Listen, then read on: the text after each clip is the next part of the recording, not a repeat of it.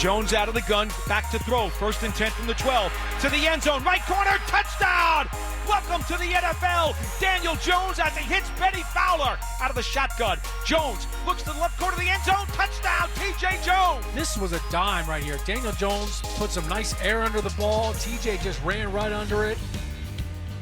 DJ dropping dimes, looking like the QB of the future for the Giants in preseason. What's up, beautiful people? Welcome to the show. I'm Chris Williamson. Ahead on Geico Sports Night, Daniel Jones delivered time after time for the G-Men in preseason, and now he's getting rewarded for it, Marina. And I am Maria Marino. Plenty to discuss on the diamond as well, including a preview of Game 1 between the Mets and Cubs with Marcus Stroman taking the mound. And how will the Yankees and Aaron Judge follow up their successful weekend in L.A.? But first, to football, Chris. You got that right, Maria. All right, so the babyface Jones will make his first start of his NFL career when the Giants take on the defending Super Bowl champs, New England. It's the final preseason game, and up until this point, DJ's proved the G-Men right to a certain extent that he can hang with the big boys.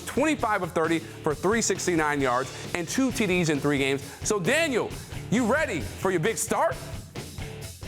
I'm certainly excited, but, I don't think the preparation changes a whole lot. I think going through the week, we'll do the same things, and I'll certainly do the same things to prepare myself to play. So, in these last 3 games, I've, obviously known I'm going to play a good bit. So just the same preparation going into this week. Being able to kind of measure improvement from the first, second, to third to now the 4th game, I think is the biggest thing for me. So, moving the ball and scoring points is always the goal, but I want to make sure I'm moving forward. Let's take a look now at how Daniel Jones has looked in the preseason so far. Presented by Geico, went a perfect 5 for 5 in the first game and threw for a TD. In the first 2 games, he followed that up against Cincy, going 9 of 11 for 141 yards and led them to a touchdown. Only bad news is he's coughed up the ball 3 times. Now, it shouldn't shock anybody, but Eli Manning will not play in the final preseason game. Starters rarely play in the final game of the preseason, but the talk surrounding Eli right now has nothing to do with the Giants, but the likelihood he could be playing elsewhere soon, as our Ralph Acciano explains. The moment that Andrew Luck announced his retirement, it seemed very logical to a lot of people that the solution to the Colts quarterback problems could be, and maybe should be, Eli Manning. The truth about that, though, is that while that might make some sense, it's certainly not going to happen, at least not right now. First of all, the Giants are very committed to Eli Manning as their starter for 2019, no matter how well Daniel Jones plays. And even if they weren't, Manning has a full no-trade clause in his contract. They'd have to convince him to go someplace else. It's just not going to happen. But things can change. For one thing, if the Giants make the switch to Daniel Jones and the Colts starting quarterback Jacoby Brissett struggles or gets hurt, certainly a trade could be worked out. Probably not in time for the trading deadline, but you never know. Much more likely, this could be a scenario for 2020. And again, the Colts do have Jacoby Brissett. He's very well regarded around the league. And if he plays well, that's the guy they're going with moving forward. But if he struggles or he gets hurt, they are a team that thinks they're ready to win a Super Bowl now. And to have a veteran quarterback like Eli Manning, that certainly is something they would look at. But again, it's for 2020. No matter what happened in Indianapolis in 2019, Eli Manning is still with the Giants, and that's not going to change. Time for some football night in New York, here with Sal Licata and Mark Malusis. What would you say to those suggesting that Eli Manning should be traded to the Colts, maybe? Yeah, I think it's a joke. Tell me where. It's a punchline. All of a sudden now, Eli Manning, first and foremost, Chris Ballard and Frank Reich out there in Indianapolis, Sal, have made it perfectly clear that Jacoby Brissett is now the starting quarterback of the Indianapolis Colts. So now those that ripped Eli Manning that he couldn't play a year ago now are saying, well, Eli Manning should finish his career and have a chance to win in Indianapolis. They're set to win. You can't have it both ways. You can't one year say a guy's shot. Now you're looking at him to possibly be part of the solution, short-term solution out there in Indianapolis. I don't see it. I don't see the Colts looking at Eli Manning. I understand people are saying, well, it's maybe Colts have got some salary cap space. It could maybe work. I really don't see it all happening whatsoever. Who's coming up with this stuff? Giant fans? because they want to see Daniel Jones. So it's convenient for them, whether it's media members or Giant fans, who are curious curious to see what Daniel Jones can do, just like you or I. I mean, I'm sure we want to watch him. We know what Eli's going to do, but it's intriguing to see what Daniel Jones can do. So they come up with the story, oh, well, now there's a vacancy at quarterback in Indianapolis. Let's get Eli Manning there so you can see Daniel Jones here. And because he wears, name Manning on the back of his jersey, it might be fun for Indianapolis. But the reality is they just lost Andrew Luck. I mean, Eli Manning is nothing. Andrew Luck threw 39 touchdowns a year ago. I mean, come on. You're not replacing him. I heard today, literally, a quote on the radio saying that if Eli Manning went to the Indianapolis Colts, he would keep them as the Super Bowl contenders that they were with Andrew Luck. I mean, you couldn't be more wrong than that. It doesn't make much sense. I think Eli Manning would certainly much prefer to contend this year with the Giants. But what was your reaction overall to Andrew Luck stepping away from the game at age 29? Well, I think it's stunning. I mean, honestly, you join the ranks of Barry Sanders years gone by, a guy that can still play and deciding to step away. Sanders in a completely different reason and rationale. You look at Andrew Luck, he's tired of being in pain. At 29 years of age, he got ravaged by injury, Sal. You look at it, the latest calf, now high ankle sprain. He's talked about the fact that he's still in pain. He's tired of the rehab process, worked his way back from that severe shoulder surgery and was able to come back, even though he wasn't throwing the ball with the same velocity, was still a productive player a year ago. So you feel for him. Took an absolute beating as an NFL quarterback. It's a shame at 29. Will we see him again? Potentially we could see him again, but he's a guy that clearly looked physically and mentally exhausted. And I think we've always wondered about how he would sustain a career here with all these injuries, right? And how severe these injuries would be. Maybe they'd be career-threatening to force him to retire. But to get to a point where you all of a sudden get a text message, you're checking tweets saying Andrew Luck retired at the age of 29 on his own volition. I know it's because of the body's banged up, but he made that decision. They didn't say he can't play anymore. That was stunning. I still have a hard time believing it. A guy of his caliber, at his age, that was to me shocking to hear him walk away. Now, that's his decision. You want to walk away from him? You don't want to put your bodies through the rigors it's going to take to get healthy and be productive again? I'm shocked, though, that he came to that conclusion at his age. A blow to the sport of football for sure. And what about the fans booing when they heard the news? Were you surprised by that, Sal?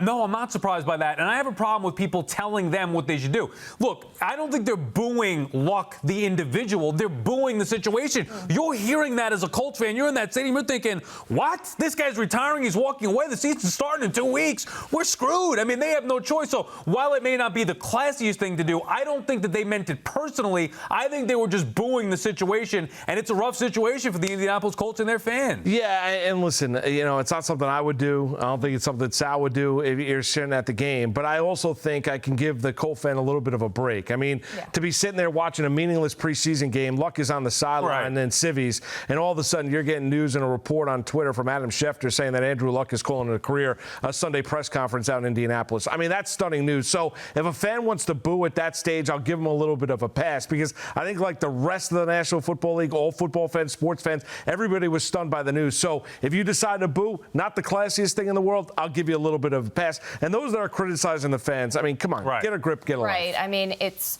not the first time, not the last time for a gut reaction from fans in the moment. Moose, Sal, thanks. We'll see you again in a few, and let's send it back to Chris.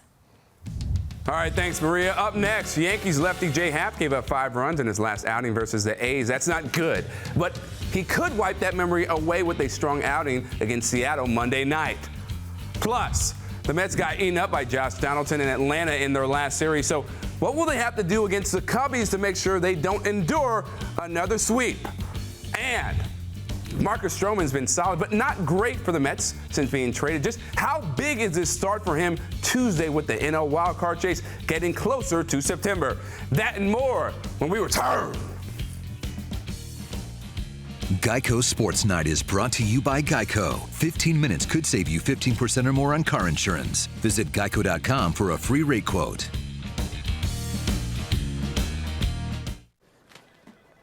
Uh-oh.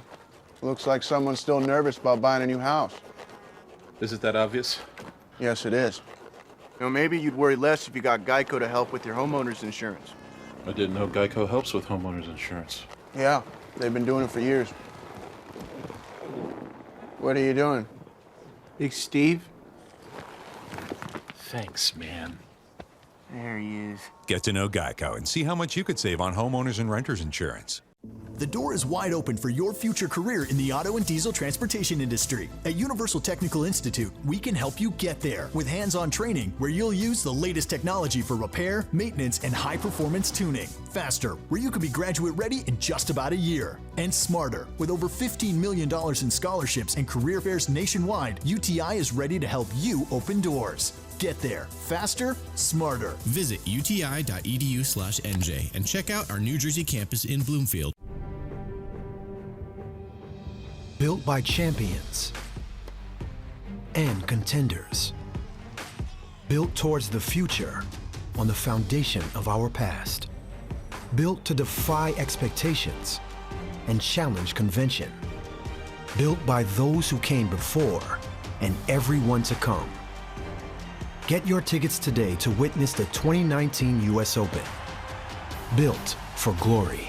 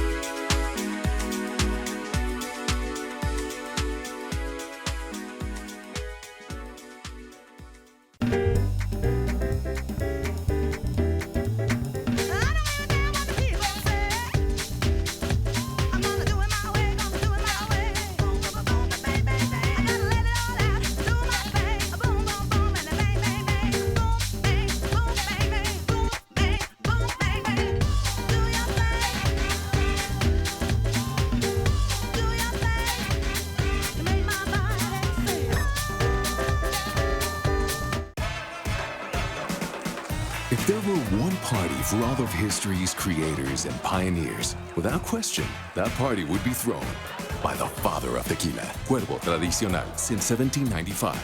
The father of tequila. Phillies hosting the Pirates. Bottom 8. Phillies down 4-3. Corey Dickerson facing Richard Rodriguez with a man on. Dickerson hits a home run to right field, his 8th of the year. Gives the Phillies a 5-4 lead. Top of the 9th, Josh Bell facing Hector Neris. Bell hits a home run to center field, his 33rd home run of the year. Ties the game at 5-5. Bottom 11, Sean Rodriguez is up. Rodriguez hits a home run down the left field line to walk it off for the Phillies as they win 6-5. Cardinals visiting the Brew Crew in a huge NL Central battle. First inning, no score. Yadier Molina batting with the bases loaded. He dumps a single into left field off Gio Gonzalez. 2 runs come in, and the Cards get on the board first. In the second, Cards load the bases again, leading 3-0. Marcell Ozuna laces one into the opposite field corner. 3 more runs come across on the double. 6-0 Cards. 6th inning now, 9-2 St. Louis and 1 on. Paul DeJong destroys the Jay Jackson offering to straightaway center. That 2-run shot is his 24th of the year. Cards cruise to the 12-2 victory.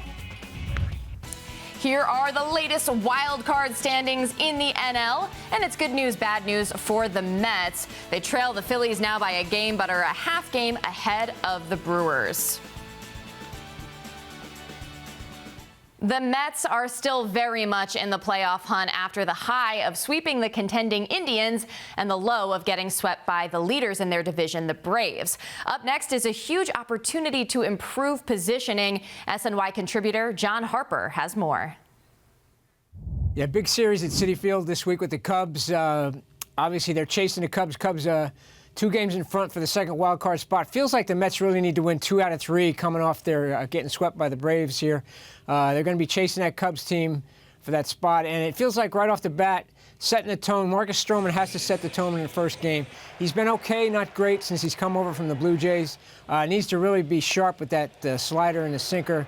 I think he has to get deep into the game. That's been a problem. You hope that hamstring isn't an issue for him, but I think he needs to set the tone against this Cubs offense. And then I think the Mets need to get as many left-handed hitters in the lineup against Darvish as they can. Darvish is a guy that's dominated right-handed hitters, hitting 178 against him. Lefties are giving a lot more trouble, a lot more home runs, higher slugging percentage. I think the Mets are going to have to think about playing McNeil at third base keep panicking at second base, and that way Todd Frazier's probably the odd man out in that lineup, but it gives you a much more left-handed presence, which could be a key against Darvish. Time now for Baseball Night in New York with Mark Malusis and Sal Licata. So the Mets missed a golden opportunity to get at least one from Atlanta, but now take on the Cubbies, holders of the second NL wildcard spot. Sal, how do the Amazons bounce back from that sweep against Atlanta and take care of business against the Cubs? Well, I mean, you look at the starting rotation and you like the way that lines up here, but really it's more than that, Moose, because they had top starters going. Really every night the Mets have a top starter going. They had that happen against the Braves, and they didn't get it done, whether it's offense one night, whether it's the bullpen the next night, whether it's an inconsistent start from a guy like Zach Wheeler. This team has flaws, and you saw them get exposed by an Atlanta Braves team. The Cubs aren't bad. I know they're not playing up to their talent level, but the Cubs are still a dangerous ball club here, and the Mets have put themselves in a position by getting swept by the Braves. They have to win 2 out of 3. For me, though, it always starts with the starting pitching. If they get good starts, keeps in the game, and then you hope that they can go win. Yeah, I mean, and Sal, as you mentioned, I mean, but, you know, the starters are set up, right? And the issue you have with Chicago this year is the issue the Cub fans have had all season long is they don't win on the road, right? So the Mets are home. The Mets, aside from the Braves series, have been pretty good. I mean, I think really what you saw in that Atlanta series is a team that's just better than you. I mean, that's really what it comes down to. A team that can execute, that doesn't mind playing tight games, that can take a punch, fall behind, you know, lead 4-0, fall behind 5-4, still go out there and win the game. So you saw a Brave team that's clearly the best team in the National League East, and they took care of business. Now it's a matter of this team mentally bouncing back. After the sweep of the Indians, all the momentum was on their side. They get swept by the Braves. Now it's a question of having this team respond. I agree with Sal. You got to take 2 or 3 from the Cubbies. And a person who's going to help them get 2 or 3, hopefully, will be Jeff McNeil, his 3rd game in the lineup after coming back from the injury. How much of a lift do you think he's going to give for the Mets? Oh, he's an all-star. I mean, anytime you look at it, Chris, you throw that kind of a bat in the lineup, I mean, he's going to help you. We know the guys, Sal, that we've talked about night in, night out, about guys that have stepped up in this lineup, right? Rosario, Alonso, Conforto, you know, McNeil before the injury, and then you were concerned, all right, going out with the tweak of the hamstring, what is McNeil going to be when he comes back? You get him in the lineup.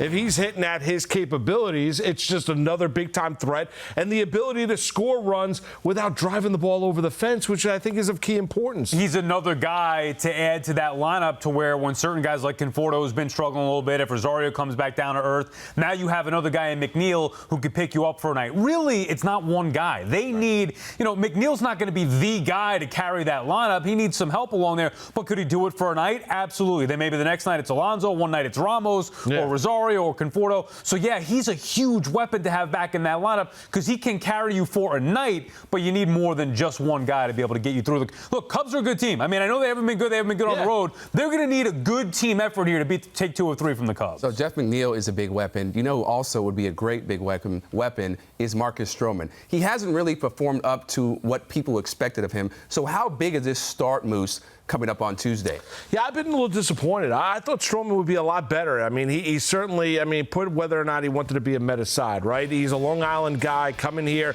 He talked it up right when he got acquired, Sal. You know, I can't wait to help pitch this team into October, right? And then they started to get hot as a firecracker. But they've kind of done it without a dominant Stroman who pitched to an under 3 ERA with Toronto. I think it's important for him mentally to start to get a little bit more of a feel here in the National League. You mentioned it. The Cubs lineup, though, can score runs. We've seen that, can score runs in bunches. He's not looked good. I mean, he's not looked like the guy that you saw with the Toronto Blue Jays, which is a little bit concerning. He's been a decent 5th starter for a rotation that's pretty loaded. I mean, that's essentially what he is. Now, you like his passion. You like his competitiveness. You like that he should be able to keep the ball down and get some ground balls while they finally have a defense that's playing okay in the infield behind him. But, I mean, he's not anything compared to what they have. When Matz is going well, Matz is better. Wheeler at his peak, although it's been a few starts, he's better, and certainly DeGrom and Syndergaard. So Stroman is not, I mean, has he looked like an all-star? No, he hasn't looked like an all-star. He's a guy who you pretty much know what you're going to get, and I'm okay with that at the back end of the rotation where he's going to give you 5 2/3, maybe 6 innings on a good night and keep you in the game and hope to win. But no, we have not seen a dominant Marcus Stroman. And the key with Stroman is the ball's got to be on the ground. Yeah. If the ball's getting up in the air, Marcus Stroman's going to get hit. Right. Would you say he's better than Jason Vargas? Right now. You want to think that, but really Vargas was not as a Met. Yeah, right. Not as a Met he has been, no. All right, so Marcus Stroman has a 4.58 ERA in the month of August, so hopefully he can bring that down starting against the Cubbies. Moose, Sal, always a pleasure. Thanks, Chris. Now let's send it back to Maria. Thanks, Chris. Coming up on Geico Sports Night, why is Jets rookie defensive lineman Quinnen Williams getting slapped with a hefty fine by the NFL? We'll have that answer. Plus, the Nets are banking on Karis LeVert. We'll share new contract details for the player who averaged the most points on the team last postseason. After this.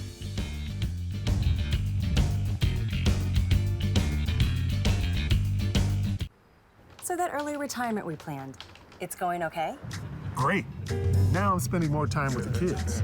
I'm introducing them to crab. Crab? They love it. So you mentioned that money we set aside. Yeah, the kids and I want to build our own crab shack. Ah, you're finally building an outdoor kitchen. Yep, with room for the whole gang. See how investing with a JP Morgan advisor can help you. Visit your local Chase branch.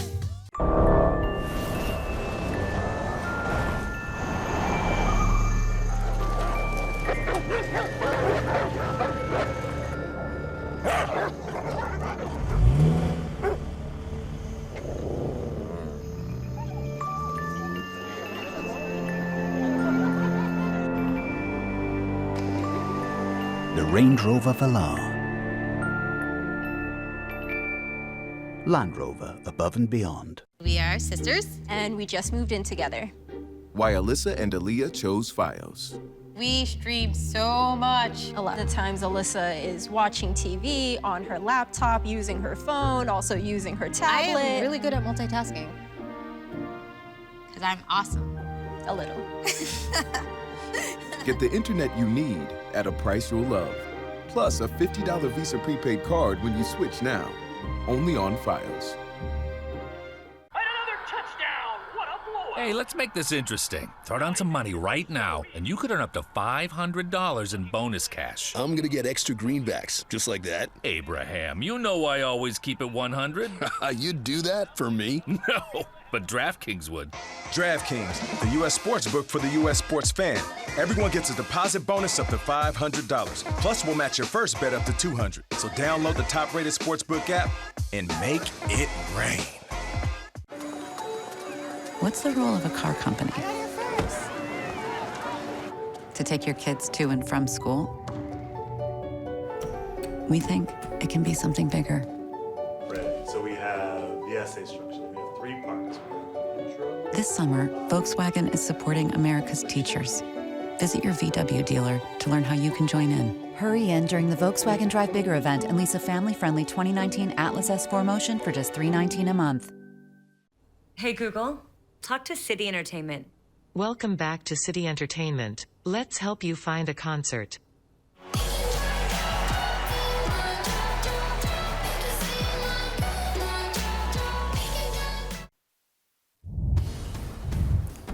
The NFL fined the personal Jets rookie Quinnen Williams $21,000 for laying the wood on Falcons QB Matt Schaub. A little too late in week 2 of preseason, the 3rd overall pick did not get a flag for the hit and is expected to appeal the fine.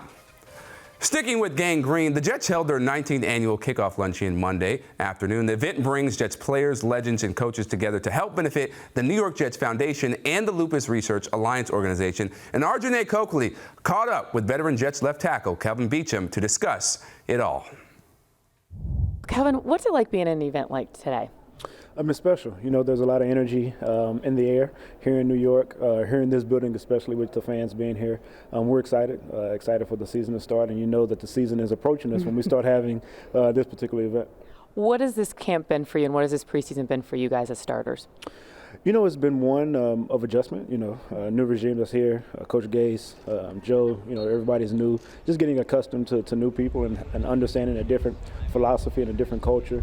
But at the end of the day, it's been productive. We've had, you know, a couple good outings. You know, wasn't as productive as we wanted to the other night, but we're moving forward and getting ready for Philly coming up here in a couple of days. Where is this offense at? We're trending. You know, I wouldn't say it's a skyrocket, but we're trending in the positive direction. We just got to find a way to continue to execute, continue to communicate on the run, especially with some of the, you know, the things that we're doing with the no-huddle offense. So we just got to find a way to better communicate and find more ways to execute. What do you look for in the 4th preseason game? Because the starters aren't playing. What can you do during that game?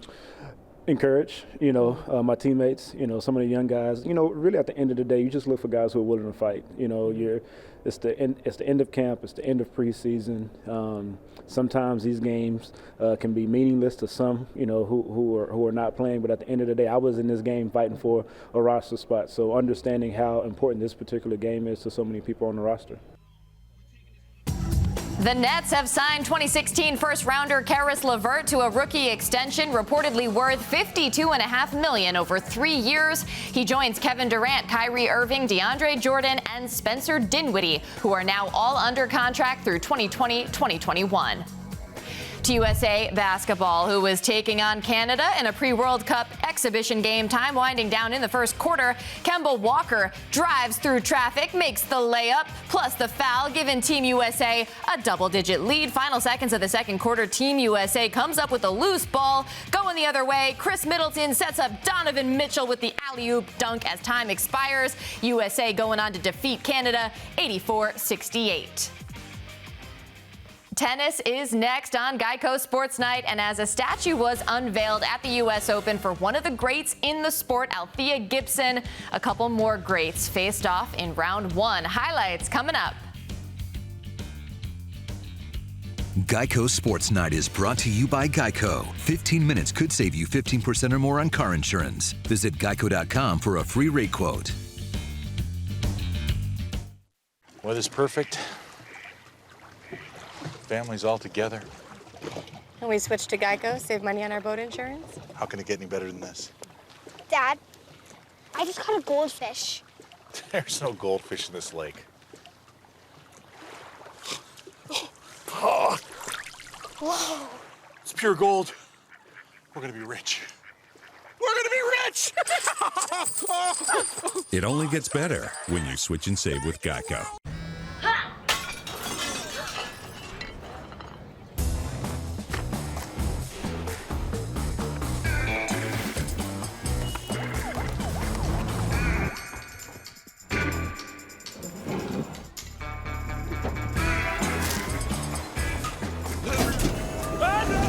Why does it seem like the other mobile companies don't want you to keep your phone?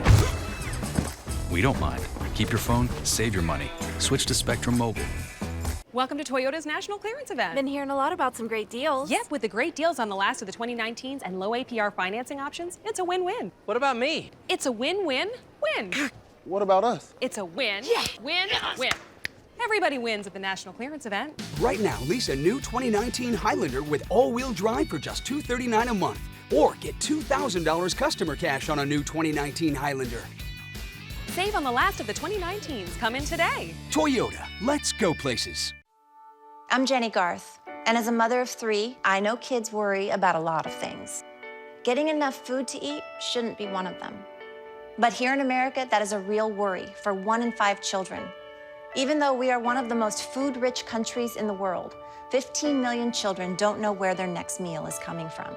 This is unacceptable, and something the Feeding America nationwide network of food banks is working to solve.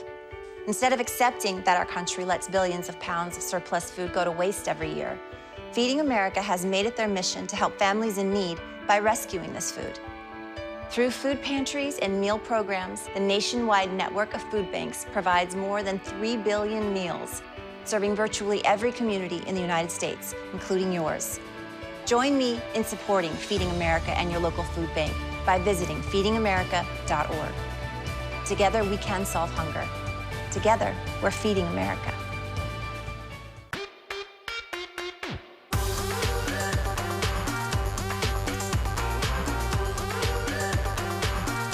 Find the brands you love from Nordstrom. Up to 70% off at Nordstrom Rack. Yeah, I can't miss. Pretty sure I could get used to this.